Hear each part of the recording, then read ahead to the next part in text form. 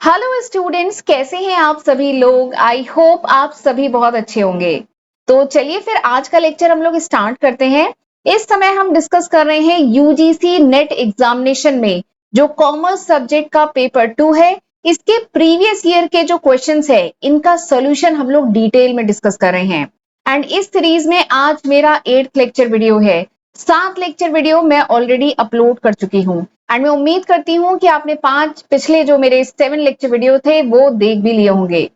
तो चलिए फिर स्टार्ट करते हैं आज के पहले क्वेश्चन से। और एक बात बता दूं, ये जो सीरीज है ना, इसमें मैं 2017-18 से लेकर के 2024 तक जितने क्वेश्चंस आए हैं ना, वो मैं इस सीरीज में डिटेल में डिस्कस कर रही हूँ। ठीक है, और मैं पूरी उम्मीद कर रही हूँ कि ये जो सीरीज है वो आपके लिए काफी हेल्पफुल रहेगी। तो चलिए स्टार्ट करते हैं आज के पहले क्वेश्चन से। ये जो क्वेश्चन है ये जनवरी 2017 का आया हुआ क्वेश्चन है। क्वेश्चन क्या कह रहा है कि capital in the business is treated as a liability due to.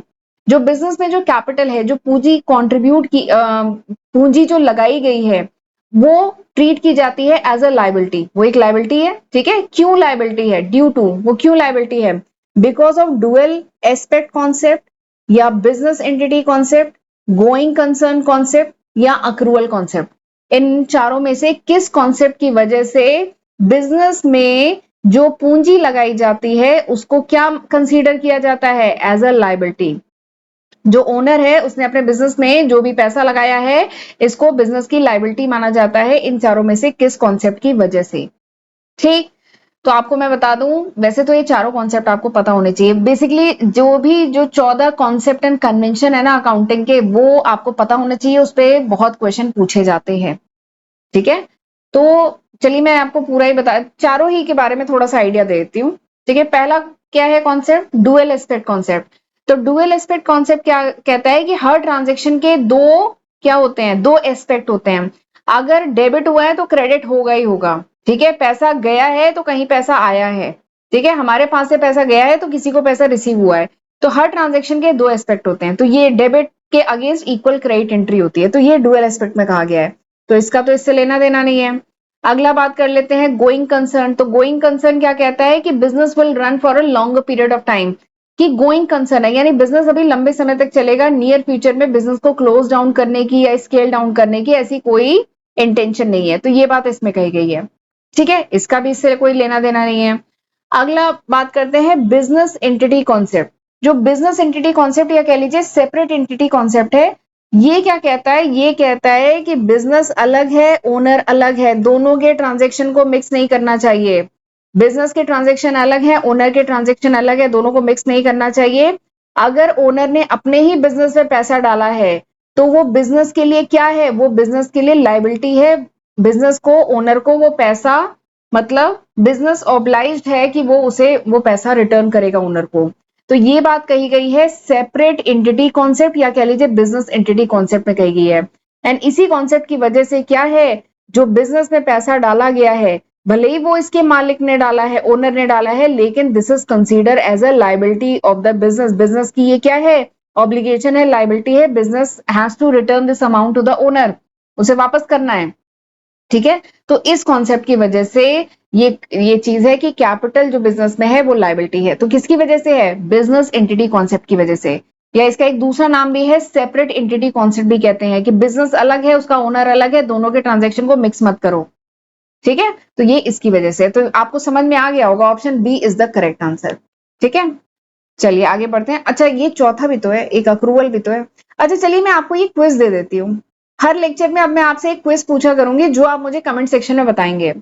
और मैं बता रही हूँ ना, ये 14 concept and convention is very important. ये 14 कॉन्सेप्ट कन्वेंशन बहुत इंपॉर्टेंट है। चलिए आज के लेक्चर का क्विज जो आपको मुझे कमेंट सेक्शन में बताना है, बहुत डिटेल में नहीं, शॉर्ट में बताइएगा कि what is accrual concept. Accrual concept क्या है ये आप मुझे कमेंट सेक्शन में बताइएगा। चाहे अभी लिख दीजिए कमेंट सेक्शन में, चाहे इस लेक्चर के ओवर होने के बाद मुझे अक्रूवल कॉन्सेप्ट बताइएगा। नहीं आता बुक से देखिए, गूगल करिए, चाहे जहां से करिए, पर मुझे अक्रूवल कॉन्सेप्ट आप बताएंगे। ठीक है, चलिए अगला क्वेश्चन देखते हैं। अगला क्वेश्चन क्या है कि consolidated financial statement are prepared on the principle of. ये जो सीएफएस होता है, सीएफएस मतलब कंसोलिडेटेड फाइनेंशियल स्टेटमेंट जो बनता है, ये किस प्रिंसिपल पे बनता है ये आपको बताना है। ये किस प्रिंसिपल पे प्रिपेयर किया जाता है? तो 4 ऑप्शन दिए गए हैं एंड ये जो क्वेश्चन है जनवरी 2017 में आया हुआ क्वेश्चन है। तो क्वेश्चन में 4 ऑप्शन क्या है कि in form the companies are one entity and in substance they are separate. मतलब कंपनी एक एंटिटी है लेकिन इसके जो कह लीजिए जो सब्सिडरी है, जो सब्सटेंस है वो सेपरेट है। अगला क्या है, in form companies are separate in substance they are one, यानी कंपनीज अलग अलग हैं लेकिन उनकी जो सब्सिडरी है दे आर वन। अगला क्या है, in form and substance the companies are one entity, यानी फॉर्म में एंड सब्सटेंस में कंपनी क्या है, एक एंटिटी है, यानी कंपनी एंड उसकी सब्सिडरी सब एक एंटिटी है। ठीक है। अगला क्या है, in form and substance the companies are separate, यानी कंपनी एंड उसकी जो सब्सिडरी है वो सब अलग है। ठीक, तो ये 4 ऑप्शन दिए गए हैं। तो मैं बता दूं ये जो सीएफएस का कॉन्सेप्ट है, कंसोलिडेटेड फाइनेंशियल स्टेटमेंट का जो कॉन्सेप्ट है, ये कहां पे आपने पढ़ा है, ये पढ़ा है जब आप होल्डिंग कंपनी सब्सिडरी कंपनी वाला जो चैप्टर है वो पढ़ते हैं, वहां पर आपने बनाया होगा, कंसोलिडेटेड फाइनेंशियल स्टेटमेंट बनाया है, कंसोलिडेटेड बैलेंस शीट बनाया है। तो उसमें क्या करते हैं कि ये है आपकी holding company H limited company and इसकी जितनी भी सब्सिडरी है S1 S2 S3 जितनी भी सब्सिडरी है, इन सबका कंबाइंड फाइनेंशियल स्टेटमेंट बनता है, कंबाइंड बैलेंस शीट बनती है। तो ये कंसीडर करके बनती है कि ये एक यूनिट है, होल्डिंग कंपनी एंड इसकी जितनी सब्सिडरी है वो क्या है, वो एक यूनिट है, एक एंटिटी है। इस कॉन्सेप्ट पे बेस्ड है। ठीक है, वो पढ़ा था ना बीकॉम या आपने बीबीए किया हो तो वहां पे ये कॉन्सेप्ट है कि सीएफएस कंसोलिडेटेड फाइनेंशियल स्टेटमेंट को प्रिपेयर किया जाता है इस प्रिंसिपल पे कि जो फर्म है यानी होल्डिंग कंपनी है और जो उसकी सब्सिडरी कंपनी है वो एक एंटिटी पे है, एक एंटिटी है भले उसके नाम अलग अलग हो। ठीक है, उसके लिए एक स्टेटमेंट बनाया जाता है। तो यहाँ पे आंसर क्या है, option C is the correct answer. In form and substance the company are one entity, ये वन एंटिटी है। तो यहाँ पे आंसर क्या है, option C is the correct answer. ठीक, चलिए आगे बढ़ते हैं। अगला क्वेश्चन मैचिंग का है, लिस्ट 1 को लिस्ट 2 से मैच करना है। तो अगेन कुछ कॉन्सेप्ट दिए गए हैं, कन्वेंशन दिए गए हैं और इनके बारे में बताया गया है। नवंबर 2017 का आया हुआ क्वेश्चन है एंड ये क्वेश्चन आप तभी कर पाएंगे when you have idea about these concepts. आपको इन कॉन्सेप्ट के बारे में पता है तो कर लेंगे, नहीं पता है तो दिक्कत होगी। ठीक, पहला देखते हैं, प्रिंसिपल ऑफ सेपरेट एंटिटी। अभी मैंने डिस्कस किया प्रिंसिपल ऑफ सेपरेट एंटिटी क्या कहता है कि बिजनेस अलग है, ओनर अलग है, दोनों को मत मिक्स करो, और ओनर ने अपने बिजनेस में जो भी पैसा डाला है वो क्या है, लायबिलिटी है। ठीक, तो ये बात बताइए यहाँ कहां पे कही गई है, ये यहाँ पे कही गई है ना, capital contributed by the proprietor is shown as a liability in the balance sheet, वो लायबिलिटी है। तो ए किससे मैच हो रहा है, ए थर्ड से मैच हो रहा है। ठीक है, एक बार स्क्रीन को क्लियर करती हूँ, ए किससे मैच हो रहा है, थर्ड से मैच हो रहा है। तो देखिए थर्ड कहाँ है, ये तीन, यानी ए बी डी तीनों आंसर हो सकता है। चलिए आगे बात करते हैं। अगला क्या है, valuing plant and machinery at cost less depreciation, यानी प्लांट और मशीनरी को, क्या प्लांट एंड मशीनरी को वैल्यू किया जाता है कॉस्ट पे, लेस डेप्रिसिएशन। तो ये कॉन्सेप्ट कहाँ कहा गया है, ये कहा गया है हिस्टोरिकल कॉस्ट कॉन्सेप्ट में कहा गया है। हिस्टोरिकल कॉस्ट कॉन्सेप्ट क्या कहता है कि एसेट को किस पे रिकॉर्ड करते हैं, एसेट को रिकॉर्ड करते हैं the price which is paid to acquire it, यानी किसी एसेट को एक्वायर करने में, कोई एसेट है चाहे बिल्डिंग है, प्लांट है, मशीनरी है, इसको एक्वायर करने में जो कॉस्ट लगी है उस पे उस एसेट को रिकॉर्ड किया जाता है एंड उसी कॉस्ट को यूज किया जाता है for all the further subsequent accounting treatment में, उसी को यूज किया जाता है। तो डी किससे मैच हो रहा है, 1 से मैच हो रहा है। ठीक है, तो यानी मुझे पता चल गया बी इज द आंसर। पर चलिए और कर लेते हैं। अगला क्या है, recording punctuality and honesty of employees in an organisation. तो ये किससे रिलेटेड है बताइए, ये मनी मेजरमेंट से रिलेटेड है। देखिए मनी मेजरमेंट कॉन्सेप्ट क्या कहता है कि केवल उन्हीं ट्रांजेक्शन को रिकॉर्ड कर सकते हैं। मनी मेजरमेंट क्या कहता है, केवल वो ट्रांजेक्शन, वो इवेंट को रिकॉर्ड किया जाता है जिनको आप मनी के टर्म में, पैसे के टर्म में एक्सप्रेस कर सकते हैं। तो क्या इंप्लॉइज की जो पंचुअलिटी है, जो ऑनेस्टी है, उसको रिकॉर्ड कर सकते हैं क्या मनी के टर्म में, नहीं कर सकते ना। तो ये जो है ये इसी से रिलेटेड है कि इस चीज को नहीं रिकॉर्ड कर सकते। तो सी किससे मैच हो रहा है, सेकंड से, सी सेकंड यहां मैच हो रहा है। तो वैसे ही मुझे पता चल गया option B is the correct answer. ठीक है, एक और कौन सा बच रहा है, प्रिंसिपल ऑफ कंजर्वेटिज्म। तो कंजर्वेटिज्म प्रिंसिपल क्या कहता है कि एक फ्रेज है कि do not anticipate the profit, यानी प्रॉफिट को पहले से एंटिसिपेट मत करो, लेकिन अगर कुछ लॉसेस होने वाले हैं तो उनके लिए पहले से प्रोविजन बना लो। ठीक है, कंजर्वेटिज्म या प्रूडेंस प्रिंसिपल कहते हैं, समझदारी से चलना चाहिए। तो इसी में ये बात कही गई है कि किसी भी इन्वेंट्री को किस पे वैल्यू करनी चाहिए, कॉस्ट या मार्केट प्राइस, जो भी इन दोनों में कम हो उस पे वैल्यू करना चाहिए। तो ये बात कही गई है कंजर्वेटिज्म प्रिंसिपल में। तो बी किससे मैच हो रहा है, 4 से हो रहा है, यानी option B is the correct answer. ठीक है, तो इस तरीके से मैच होगा। मैं बता रही हूँ ना, 14 कॉन्सेप्ट कन्वेंशन आपको पढ़ लेना है, क्योंकि उससे क्वेश्चन आते ही आते हैं। और आगे बढ़ने से पहले जो मेरे चैनल पे नए स्टूडेंट हैं उनके लिए है कि ये वो सारे सब्जेक्ट हैं जो मैं मई 2025 तक अपने चैनल पे अपलोड कर चुकी हूँ। ये सारे सब्जेक्ट मेरे चैनल पे मिल जाएंगे। मेरा फर्स्ट चैनल ये है, सेकंड चैनल ये है, लिंक सारे डिस्क्रिप्शन में मिलेंगे। नोट्स चाहिए तो एप्लीकेशन डाउनलोड कर लिए। एंड यहाँ तक पहुंच गए हैं तो वीडियो को आप लाइक कर दीजिए। वीडियो को नीचे बटन है, लाइक करिए। कमेंट आपको आज के क्विज का रिप्लाई करना है कमेंट में मुझे, और प्लस ये भी बताइएगा कि ये लेक्चर आपको कैसा लगा। वीडियो को शेयर जरूर करिएगा एंड सब्सक्राइब अभी तक नहीं किया है तो जरूर कर लीजिएगा। सिलेबस को कोई लेके डाउट हो तो ये वाला मेरा वीडियो जरूर देख लीजिएगा। सिलेबस डिटेल में डिस्कस किया है, नोट्स कहाँ मिलेंगे, लेक्चर कहाँ से मिलेंगे, सब बता दिया है मैंने उसमें। ठीक है, चलिए आगे बढ़ते हैं अगले लेक्चर, अगले क्वेश्चन पे। अगला क्वेश्चन भी जनवरी 2017 का आया हुआ क्वेश्चन है। क्वेश्चन क्या कह रहा है कि which one of the following receipt is of revenue nature, यानी इन चारों में से कौन सी रिसिप्ट है जो रेवेन्यू नेचर की है। बेसिकली रेवेन्यू रिसिप्ट आपको बतानी है। ठीक है, तो हम पढ़ चुके हैं पहले। रिसिप्ट दो टाइप की होती है, एक होती है कैपिटल रिसिप्ट और एक होती है रेवेन्यू रिसिप्ट। दोनों क्या होती है मैं ये बता देती हूँ, फिर आप क्वेश्चन खुद कर लेंगे। देखिए कैपिटल रिसिप्ट क्या होता है, रिसिप्ट मतलब रिसीविंग। तो कैपिटल रिसिप्ट मतलब वो अमाउंट जो कंपनी रिसीव करती है by selling the fix asset या loan taken from the bank. देखिए कैपिटल रिसिप्ट क्या है, कंपनी को कैपिटल रिसिप्ट मतलब वो रिसीविंग जो कंपनी को मिलती है जब वो कोई अपना फिक्स एसेट बेचे। ठीक है, कैपिटल आइटम बेसिकली बेचे। ठीक है, सेल करे, फिक्स एसेट वगैरह सेल करे, कोई जमीन, कोई पुरानी फैक्ट्री थी वो सेल करे, तो उससे जो पैसा मिलेगा, रिसीविंग होगी, that comes under capital receipt. और ये क्या होता है, ये नॉन रिकरिंग होता है। नॉन रिकरिंग मतलब क्या, बार बार होता है। आप बार बार अपनी मशीन को बेचते हैं या बार बार कोई पुरानी फैक्ट्री बेचते हैं, नहीं ऐसा नहीं होता है ना। तो ये नॉन रिकरिंग होता है। एंड ये बिजनेस के नॉर्मल बिजनेस एक्टिविटी के कारण ये पैसा नहीं आ रहा होता है। ये तो आप बिजनेस का कोई एसेट थे आपने बेचा, ठीक है, तो इसको कैपिटल रिसिप्ट कहते हैं। रेवेन्यू रिसिप्ट क्या होता है, वो अमाउंट जो बिजनेस को रिसीव होता है by selling the goods and services. जो भी बिजनेस है वो अपना नॉर्मल बिजनेस कर रही है और नॉर्मल बिजनेस में उन्होंने जो भी गुड्स बेचे, सर्विसेज बेची, उससे जो पैसा आ रहा है उसको कहते हैं रेवेन्यू रिसिप्ट। एंड ये रिकरिंग होता है, ये बार बार होता है। अगर कोई कार मैन्युफैक्चरिंग है, कंपनी है, तो वो कार बार बार बेच रही है, तो कार से बेचने से पैसा आ रहा है, तो इसको कहेंगे रेवेन्यू रिसिप्ट। ठीक है, ये और ये बिजनेस के नॉर्मल बिजनेस एक्टिविटी के कारण ये पैसा आता है।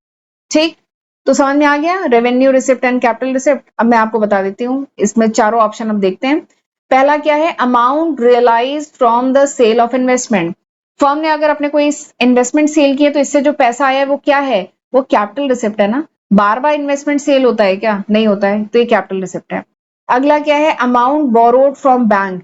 बैंक से जो भी पैसे बोरो किए हैं ये भी क्या है, कैपिटल रिसिप्ट है। देखिए यहाँ पे लिखा है मैंने, लोन वगैरह लिए हैं तो। अगला क्या है, कंपनसेशन अगर रिसीव हुआ है म्यूनिसिपल कॉर्पोरेशन से for the accusation of land for the construction of road. अगर आपकी फर्म के पास कोई रोड वगैरह था, ठीक है, वो म्यूनिसिपल कॉर्पोरेशन ने लिया है, उसके बदले में आपको कंपनसेशन दिया है, तो वो क्या है, वो भी तो कैपिटल रिसिप्ट है। क्या आपके बार बार म्यूनिसिपल कॉर्पोरेशन आपको कंपनसेशन देगा, नहीं देगा ना, तो ये भी कैपिटल रिसिप्ट है।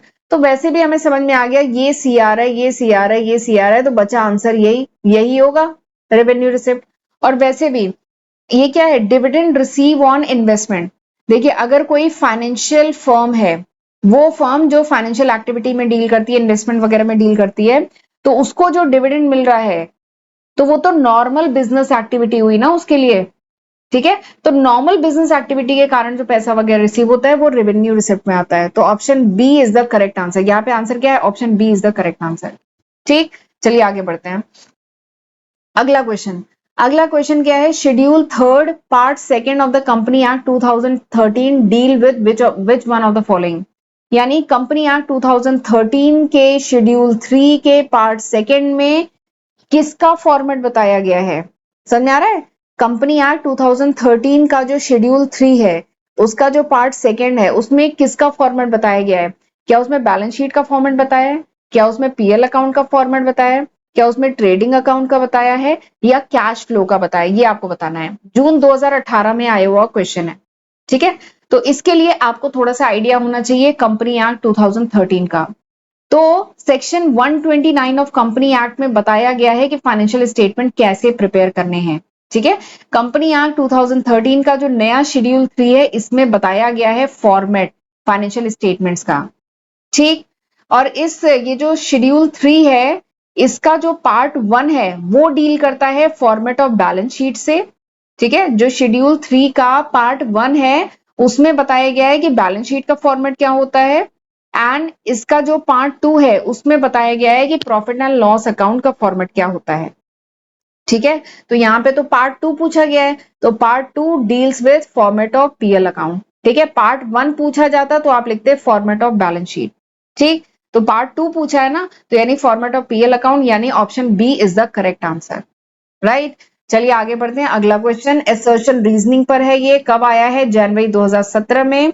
क्वेश्चन क्या है कि असर्शन क्या है कि personal transaction of the owner of the business are not recorded in the book.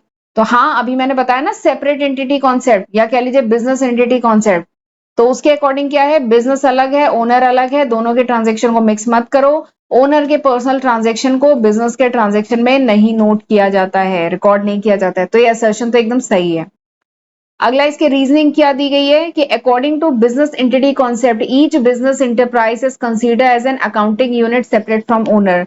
तो हाँ, ये बात सही तो है कि बिजनेस एंटिटी कॉन्सेप्ट के अकॉर्डिंग जो बिजनेस है वो अलग है, ओनर है अलग है, तो दोनों सही हैं। तो यहाँ पे क्या है, option A is the correct answer कि दोनों A and R is correct and R is the correct explanation of A. ठीक है, मैं थोड़ा सा फास्ट चल रही हूँ क्योंकि ये एकदम बहुत इजी क्वेश्चन है, एकदम यूनिट 1 वाले अकाउंट्स के यूनिट 1 वाले क्वेश्चन है। चलिए अगला question, which one of the following statement is not true. इनमें से कौन सा नहीं ट्रू है, बेसिकली फॉल्स आपको बताना है।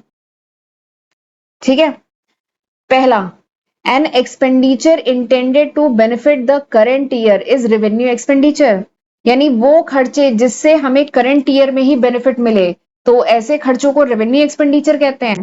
तो हाँ, सही बात है, ऐसे खर्चों को रेवेन्यू एक्सपेंडिचर ही तो कहते हैं। देखिए, रेवेन्यू एक्सपेंडिचर क्या होता है, ऑन गोइंग ऑपरेटिंग एक्सपेंस, या कह लीजिए शॉर्ट टर्म खर्चे या डेली बिजनेस के ऑपरेशन के वो खर्चे जिसका बेनिफिट एक साल के अंदर या करंट पीरियड में जिनका बेनिफिट दिखे, ऐसे खर्चों को रेवेन्यू एक्सपेंडिचर कहते हैं। जबकि दूसरा एक्सपेंडिचर क्या होता है, कैपिटल एक्सपेंडिचर, ये वो खर्चे होते हैं जो जो फिजिकल एसेट्स हैं, मशीनरी हुई, बिल्डिंग हुई, ठीक है, उनको एक्वायर करने, उनको अपग्रेड करने, उनको मेंटेन करने के लिए जो बड़े बड़े खर्चे होते हैं जिनका बेनिफिट अगले कई सालों तक हमें मिलेगा, उन खर्चों को कहा जाता है कैपिटल एक्सपेंडिचर। ठीक है, तो ये पहला स्टेटमेंट तो एकदम सही है। अगला क्या है, amount paid for acquiring goodwill is capital expenditure, यानी गुडविल को एक्वायर करने में जो खर्चा किया है वो कैपिटल एक्सपेंडिचर है। तो हाँ, गुडविल जो होता है ना, उसका बेनिफिट तो फर्म को अगले कई सालों तक मिलना है, तो उसके लिए जो खर्चा है दैट इज कैपिटल एक्सपेंडिचर। अगला पढ़ते हैं कि revenue expenditure is not intended to benefit the future period. तो हाँ, जो रेवेन्यू एक्सपेंडिचर है उसका बेनिफिट करंट पीरियड में मिलता है, एक साल के अंदर में उसका बेनिफिट मिलता है। अभी जो करंट ऑपरेशन चल रहे हैं बिजनेस में, डेली के बिजनेस के ऑपरेशन चल रहे हैं, उसके लिए रेवेन्यू एक्सपेंडिचर होता है। तो हाँ, ये भी सही है। ठीक है, अगला क्या है, अगला है कि wages paid for installation of new machine are usually debited to wages account. तो ये जो है ना, option C is wrong, option C गलत है। ऑप्शन सी क्या कह रहा है कि जो भी वेज पेड करते हैं न्यू मशीन को इंस्टॉल करने में, ये डेबिट होता है वेज अकाउंट में। तो बता दें, जो भी न्यू मशीन को इंस्टॉल करने में जो भी वेजेस पेड की जाती हैं, ठीक है, वो क्या होता है, वो कैपिटलाइज की जाती हैं। एक्चुअली वो कॉस्ट ऑफ मशीनरी में ऐड की जाती है। मैं पहले भी डिस्कस कर चुकी हूँ कि जो मशीन की कॉस्ट होती है उसमें उस मशीन को एक्वायर करने एंड उसको रेडी करने, इंस्टॉल करने में जो खर्चा है ना, वो भी उस मशीन की कॉस्ट में ऐड होता है। तो जो वेजेस पे की गई है ना इंस्टॉल करने में, वो वेजेस अकाउंट में नहीं डेबिट की जाती है, वो कैपिटलाइज की जाती है और वो मशीनरी के कॉस्ट में ऐड की जाती है। ठीक है, तो ये जो ऑप्शन सी है ना, दिस इज रॉन्ग, ये फॉल्स है। जून 2018 में आया हुआ क्वेश्चन है, तो आपको फॉल्स पूछ रहा था ना, तो C is the answer, C false है, बाकी तीनों सही हैं। अगला क्वेश्चन देखते हैं, sequence the following activity in the process of accounting. ये प्रोसेस ऑफ अकाउंटिंग है, इसको सीक्वेंस बनाना है, सीक्वेंस बताना है प्रोसेस ऑफ अकाउंटिंग का। तो अकाउंटिंग की जब डिफिनीशन ही मैंने पढ़ाई थी तो मैंने बहुत डिटेल में बताया था अकाउंटिंग में क्या क्या होता है। सबसे पहले ट्रांजेक्शन को रिकॉर्ड किया जाता है कहाँ पे, जर्नल में। उसके बाद लेजर में होती है पोस्टिंग। उसके बाद क्या बनता है, उसके बाद बनता है आपका ट्रायल बैलेंस। उसके बाद क्या बनता है, ट्रेडिंग अकाउंट, फिर पीएल अकाउंट, फिर बैलेंस शीट बनती है। उसके बाद हम इंटरप्रेट करते हैं, देखते हैं क्या प्रॉफिट क्या लॉस रहा और बैलेंस शीट में क्या रहा, पिछले साल से इस साल फायदा रहा नुकसान रहा, ये ठीक है। तो यहाँ पे 5 आपको दिए गए हैं आइटम, इनको सीक्वेंस में लगाना है। तो सबसे पहला क्या है, journalising the transaction in the ledger account, the business transaction in the book, ठीक है। अगला क्या है, रिकॉर्डिंग एंट्री। तो रिकॉर्डिंग एंट्री तो सबसे पहले होता है, तो बी सबसे पहले है, यानी ये सबसे पहले एंट्री को रिकॉर्ड किया जाता है। उसके बाद लेजर में जनरलाइज करना, लिखा है ना, journalising the transaction in the ledger account, उसके बाद लेजर में किया जाता है। उसके बाद ये ट्रायल बैलेंस बनता है, ये हो गया नंबर 3, ट्रायल बैलेंस डी। फिर उसके बाद एनुअल फाइनेंशियल स्टेटमेंट, बेसिकली इसमें साल में बनाने वाले financial statement, PL account, trading account, ये सब बनाया जाता है, तो यानी सी। एंड उसके बाद मीनिंगफुल इन्फ्रेंस ड्रॉ किया जाता है, यानी ई। तो यानी option D is the correct answer. सितंबर 2022 में आया हुआ क्वेश्चन है, कितना आसान क्वेश्चन है। चलिए आगे बढ़ते हैं। अगला क्वेश्चन, अगला क्वेश्चन क्या है, विच ऑफ द फॉलोइंग, आज मैं 10 क्वेश्चन इस लेक्चर में डिस्कस कर रही हूँ। अगला क्वेश्चन है कि which of the following are the key feature of prudent accounting concept convention, यानी जो प्रूडेंस प्रिंसिपल आपने पढ़ा है या कंजर्वेटिज्म प्रिंसिपल भी इसको कहते हैं, उसके आपको की फीचर्स, मेन फीचर बताने हैं, ठीक है। तो इसके लिए पहले आपको प्रूडेंस प्रिंसिपल या कंजर्वेटिज्म प्रिंसिपल के बारे में आइडिया होना चाहिए। देखिए प्रूडेंस यानी होता है समझदारी। तो प्रूडेंस प्रिंसिपल क्या कहता है कि जो अकाउंटेंट है उसे बहुत समझदारी के साथ, बहुत कॉन्शियस होके अकाउंटिंग प्रैक्टिसेस फॉलो करनी चाहिए। इन केस ऑफ अनसर्टेनिटी, अगर अनसर्टेनिटी की सिचुएशन आती है तो जो लीस्ट फेवरेबल आउटकम है वो उसको ऑप्ट करना चाहिए, ठीक है। अगर ऐसा कंडीशन है कि पता नहीं डेटर से पैसा आएगा कि नहीं आएगा, तो उसे जो लीस्ट फेवरेबल जो आउटकम है ना, वो उसे चूज करना चाहिए, ठीक है। और प्रूडेंस प्रिंसिपल ये भी कहता है कि जो भी खर्चे हैं, जो भी लाइबिलिटीज हैं, उनको रिकॉग्नाइज जल्दी करना चाहिए कि क्या क्या खर्चे हो सकते हैं ऑर्गेनाइजेशन के, क्या क्या लाइबिलिटीज हो सकती हैं। लेकिन रेवेन्यू या जो एसेट्स हैं उनके मतलब when they are reasonably certain, यानी जो भी रेवेन्यू या जो एसेट है, जब अकाउंटेंट एकदम सर्टेन है कि ये एसेट मिलेगा ही, रेवेन्यू जनरेट होगा ही, तभी उन्हें रिकॉर्ड करें, ठीक है। तो ये बात कही गई है। और प्रूडेंस प्रिंसिपल के कुछ की फीचर ये है कि एसेट्स या इनकम है, इसे अंडर स्टेट ही रखना चाहिए, यानी बहुत बढ़ा चढ़ा के एसेट और इनकम नहीं रिकॉर्ड करनी चाहिए। जबकि लाइबिलिटी और एक्सपेंस जो होते हैं इन्हें आप ओवर स्टेट कर लें, ठीक है। एंड रेवेन्यू एंड एसेट्स को तभी रिकॉग्नाइज करें जब वो सर्टेन हो कि वो मिलेंगे ही, ठीक है। तो एक 3 की फीचर है। चलिए अब इसको, ये जो 5 आइटम है, मैंने बेसिक आइडिया आपको दे दिया, अब ये 5 आइटम है, इनको देखते हैं। सबसे पहले क्या है, it includes revenue and profit in the account when they are realise. तो हाँ सही बात है, प्रूडेंस प्रिंसिपल कहता है कि रेवेन्यू एंड प्रॉफिट को तभी बुक ऑफ अकाउंट में रिकॉर्ड करो जब वो रियलाइज हो, जब वो कंफर्म हो जाए मिलेंगे। तो हाँ ये सही है।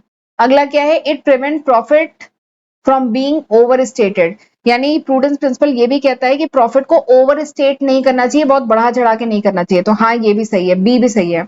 अगला क्या है, it prevent a trader from withdrawing more from the business than is wise, यानी प्रूडेंस प्रिंसिपल ये भी कहता है कि ट्रेडर को बहुत ज्यादा अपने बिजनेस से विड्रॉ नहीं करना चाहिए। तो हाँ ये भी सही है, ठीक है। अगला क्या है कि managerial efficiency and expertise, managerial efficiency and expertise, तो इसका प्रूडेंस से कोई मतलब रिलेशन नहीं है। गुड कस्टमर रिलेशन, तो ये भी प्रूडेंस से रिलेशन नहीं है। प्रूडेंस प्रिंसिपल ये अकाउंटेंट के लिए है, ये बातें हैं एबीसी, ठीक है। प्रूडेंस प्रिंसिपल इससे रिलेटेड है।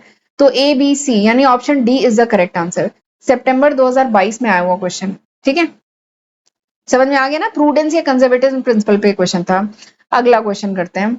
अगला क्वेश्चन भी वही अकाउंटिंग के कॉन्सेप्ट कन्वेंशन पे है। Going concern concept, consistency, cost concept, materiality concept, ये क्या है मैं जल्दी से बता देती हूँ। गोइंग कंसर्न क्या कहता है कि बिजनेस लंबे समय तक चलेगा, अभी नियर फ्यूचर में इसके बंद होने की या इसको स्केल डाउन करने की कोई इंटेंशन नहीं है।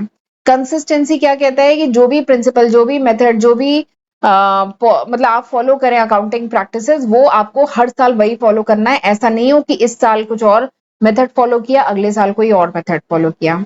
कॉस्ट कॉन्सेप्ट क्या कहता है कि जितने भी एसेट है, जितने भी ट्रांजेक्शन है, इनको इनके ओरिजिनल कॉस्ट पे रिकॉर्ड करें रादर देन मार्केट वैल्यू, ठीक है। मटेरियलिटी कॉन्सेप्ट कहता है कि जितनी भी मटेरियल इंफॉर्मेशन, जो भी इंपॉर्टेंट इंफॉर्मेशन है, उन्हें फाइनेंशियल स्टेटमेंट में इंक्लूड करना ही है। ठीक है, तो ये चार कॉन्सेप्ट ये बात कहते हैं। चलिए अब मैच कराते हैं। पहला क्या है, the same accounting method use by a firm from one period to another. तो ये किस में कही गई है, कंसिस्टेंसी में कही गई है ना। एक बार स्क्रीन को क्लियर करती हूँ। ये कंसिस्टेंसी में कहा गया है ना कि सेम मेथड हर साल फॉलो करना है। अगला क्या है, relate to the relative size and importance of the item. ये मटेरियलिटी में कहा गया है कि कोई भी आइटम या कोई भी इवेंट हम इंक्लूड करेंगे कि नहीं करेंगे, ये इस बात पर डिपेंड करता है कि उसकी इंपॉर्टेंस क्या है, उसकी साइज क्या है। ये मटेरियलिटी में कहा गया है। अगला क्या है, an inappropriate assumption for firm undergoing bankruptcy. यानी हमें ये गोइंग कंसर्न है कि हम कभी ये अजम्पशन नहीं करते हैं कि फर्म जो है नियर फ्यूचर में बैंक्रप्ट होगी या ये सब होगा। ठीक है, the normal business used to account for asset. ये कॉस्ट कॉन्सेप्ट, यानी कॉस्ट कॉन्सेप्ट कहता है कि नॉर्मल बेसिस यही है कि एसेट को कॉस्ट पे रिकॉर्ड करते हैं। ठीक है, तो ये मैंने मैच करा लिया। आप देखिए इसमें से कौन सा सही है। डी, ए का थर्ड, ए देखिए थर्ड पे जा रहा है। बी किस पे जा रहा है, वन पे, ठीक है। सी किस पे जा रहा है, फोर पे, ठीक है। डी किस पे जा रहा है, सेकंड पे, ठीक है। यानी option D is the correct answer. दिसंबर 2023 का आया हुआ क्वेश्चन है। ठीक है, तो इस तरीके से किए जाएंगे। आज मैंने 10 क्वेश्चन डिस्कस किए हैं। तो मुझे मोटिवेट करने के लिए कमेंट करके मुझे बताइएगा कि ये लेक्चर कैसा था। प्लस आज जो मैंने क्विज पूछा है उसका भी रिप्लाई, अक्रूवल कॉन्सेप्ट क्या है वो आप मुझे कमेंट सेक्शन में लिख के बताएंगे।